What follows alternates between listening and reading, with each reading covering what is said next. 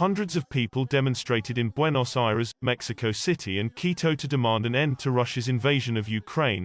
With Ukrainian and Argentine flags, hundreds of people, most of them members of the Ukrainian community in Argentina, paraded from the Plaza de Mayo to the obelisk, in the heart of Buenos Aires, under the slogan, "Enough of war." We are asking for peace in Ukraine, which is a free, sovereign and independent country that wants to continue to govern itself and decide what to do, Monica Luko, a 54-year-old school principal, daughter of Ukrainians, said. Like her, other Ukrainians or descendants chanted slogans in favor of peace and against Russian President Vladimir Putin, depicted on posters with his face covered in red paint.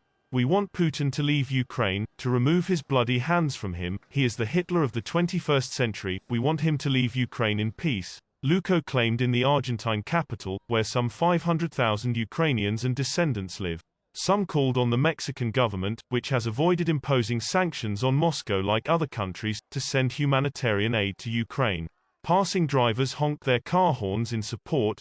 "We protest because hospitals are being bombed, schools are being bombed, buildings of people who lived completely in peace, in a paradise, before the Russian occupation, are being bombed," said Mayra Aguilar, a 29-year-old Ecuadorian who lived 4 years in Ukraine.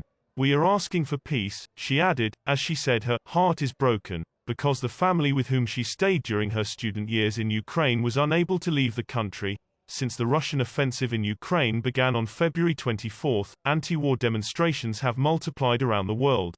This weekend there were protests in other cities around the world such as London, Paris, Rome, Zurich and New York.